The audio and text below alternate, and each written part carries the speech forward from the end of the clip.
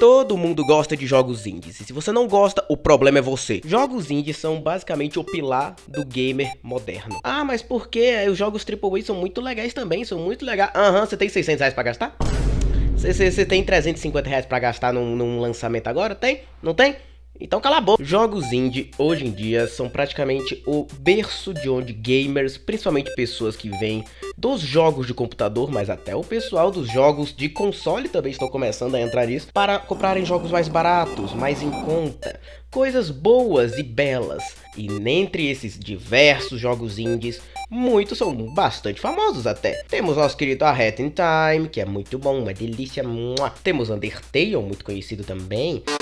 Mullet Mad Jack, Hotline Miami, mas apesar disso tudo, tanto quanto tem jogos indies maravilhosos, também há muitos jogos indies duvidosos. E entre esses jogos indies duvidosos, muitos jogos eles são bons. São jogos que não são tão conhecidos, ou jogos até que têm envolvimento de brasileiros neles. E entre esses jogos indies que merecem mais visibilidade, o pessoal da JF me mandaram algumas keys para testar. É um pessoal que vem me apoiando desde que eu comecei a criar conteúdo, sempre me mandando muitas keys, muitos jogos para testar, e que eu já trouxe em live, e que agora estou testando esse novo formato, para trazer em vídeos. Jogos indies muito bons que eles mandam para mim, e assim recomendar para vocês. Vou falar bem por cima deles, porque eu quero que vocês tenham a experiência, além de uma gameplay de fundo, que é uma gameplay que eu mesmo joguei. Então, senta a bunda na cadeira e vamos falar sobre 3 jogos indies que você deveria conhecer.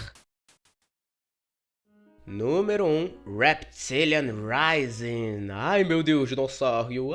Reptilian Rising é um jogo que mistura muita coisa. Isso é bem cômico, é bem cômico. Por ser só um jogo de turno, isso não tem como negar. Um jogo de turno que mistura dinossauros que estão querendo dominar o tempo e espaço por causa de um erro do ser humano, e agora diversas pessoas ao longo da humanidade têm que se unir para lutar contra esses reptilianos do futuro. Meu Deus, o que usaram para fazer essa história? Diversas figuras históricas, seja famosas, seja não famosas, originais do jogo ou não, são trazidos do passado para lutar contra esses reptilianos malditos. Reptilian Rise é um jogo de turno. Ele é muito bonitinho nisso. É o padrão que você esperaria, claramente baseado em alguns clássicos de RPG de turno, mais famosinhos realmente. Mas ele tem uma estética muito bonita, muito bonitinha, porque ele parece como se fosse um jogo de tabuleiro. É como se fosse um jogo de tabuleiro bem grandão que alguém maior tá jogando. E isso é muito bonito. Os caras não tem medo de ser galhofa, os caras não tem medo de parecer realmente, entre aspas, cringe. E isso é muito foda. Os caras realmente abraçam aquela coisa dos anos 80. Não somente essa estética oitentista dos anos 80 que é bem forte, o próprio jogo em si deixa bem claro isso, e é muito legal, misturando personagens de outros tempos. Isso é muito bonito, ficou muito bonitinho. Além do fato que praticamente todos os personagens são meio que bonequinhos, brinquedinhos, não é nem piada. Tem uns momentos no jogo em que simplesmente você abre uns pacotinhos de brinquedo, e quando você desbloqueia os personagens, eles estão lá. Ok, legal. É o tal do... Ai, que bonitinho, ele vem como se fosse um bonequinho. O próprio jogo em si tem diversas referências históricas. Eu tenho quase certeza que tem como conseguir o Albert Einstein. Durante a minha gameplay eu consegui a Cleópatra. Vou pegar a Cleópatra, foda-se. Vem pra nós, Cleo. Que mataram minha Cleópatra, inclusive, os dinossauros malditos. Pega a mãe. Não, Cleo! Não! Mataram a Cleo! Além de outras figuras muito bonitinhas, como a Matilda, carinhosamente batizada de Maldita. Tadinha, ela só queria ler livros. Pra quem gosta de um joguinho de tabuleiro muito bonitinho, com uma vibe de RPG de turno, com a estética dos anos 80 e de outros períodos da história, aqui ó, recomendado.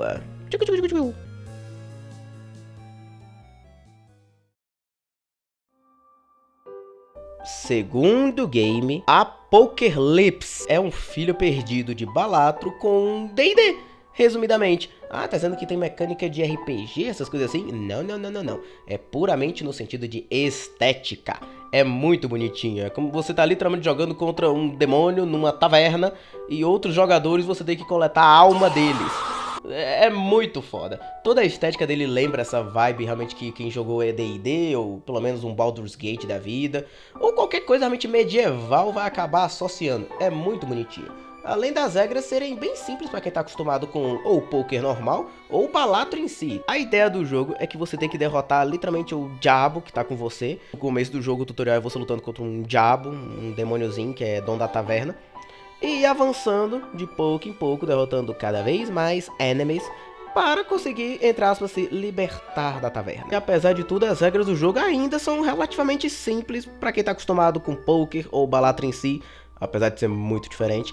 A ideia é que você tem que descartar todas as cartas que você tem, usando as regras de poker normal. A questão é que o inimigo, o seu oponente, também vai ter que fazer isso. E sempre você vai respeitar a ordem do que tá mais alto. Quem tiver sempre os naipes mais altos, vai acabar ficando sempre na frente um do outro. A ideia é sempre você superar o seu oponente. Se você não tiver como, você pula e chora. Quanto menos cartas você tem, mais próximo você está de ganhar. É relativamente simples.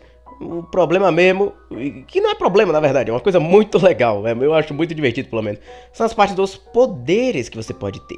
Você pode na lojinha do jogo comprar sempre alguns poderes, algumas coisinhas que vão adicionar mais habilidades, ou tirar a habilidade do inimigo, ou tacar uma bomba no inimigo, porque você pode sim tacar uma bomba no inimigo. É bizarro, mas é muito legal, é muito engraçadinho quando acontece.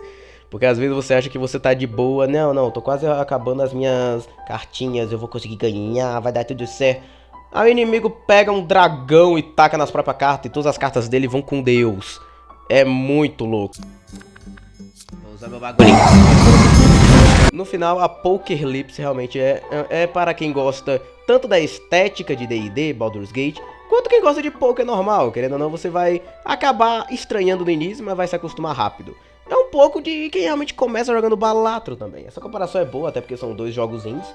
E esse daqui, por si só, tem uma estética que eu acho, ó, muito linda, muito gostosa também. É uma delícia.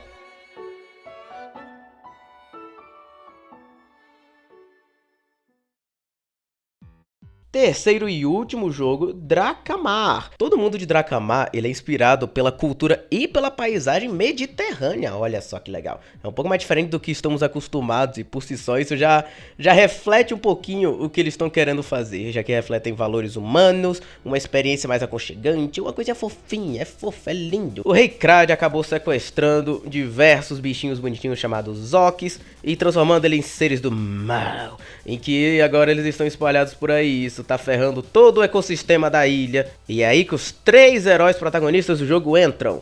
Nossa querida Khalil, nosso querido Fok e nossa querida Spurna. Eu decidi jogar com a Spurna, inclusive. Toda a vibe que Drakamar passa, querendo ou não, acaba sendo muito desses coletatons mais clássicos. E que por si só é uma vibe bem aconchegante, é muito gostosinho. Eu não sei, acho que hoje em dia, principalmente depois dos jogos 360 da vida, um PS3, depois dessa geração, a indústria de jogos focou muito em jogos mais sérios, cinematográficos, o que por si só são legais, eu não vou mentir, eu adoro esse tipo de jogo. Então Drakamar acaba sendo um respiro muito agradável quando se comparado a diversos jogos que temos hoje em dia saindo, até mesmo os indies, que tem muitos jogos indies que pegam uma vibe um pouco mais séria. No final, esse tipo de jogo, coletatons no geral, acabaram ficando bem esquecidos no armário da indústria dos jogos. É difícil apostar nesse tipo de coisa e as indústrias, no geral, as empresas não vão apostar porque não querem arriscar. Drakamar vem justamente para mostrar que jogos coletatons ainda podem estar vivos e ainda são muito bem amados e recebidos. O que por si só,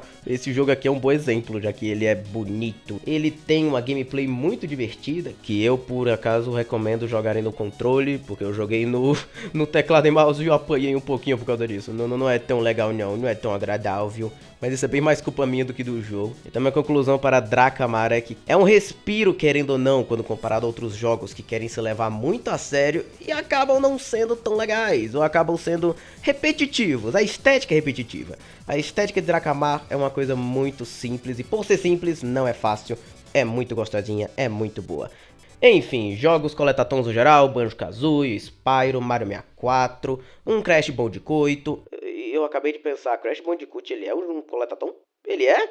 Editor, confirma aí pra mim, Crash Bandicoot é coletatom? Se não for, dane-se. Opa, editor aqui. E pelas pesquisas que eu fiz, alguns jogos da trilogia clássica têm elementos de coletatom, mas eles não são considerados. Tanto que nem o Crash of the Titans é considerado, por mais que ele tenha alguns elementos também. Mas Crash Bandicoot Wrath of Cortex e o Mind Over Mutant, por outro lado, eles são considerados. Então, no meu veredito é de que depende muito do ponto de vista. Pode ser ou pode não ser. De volta pra você, JK.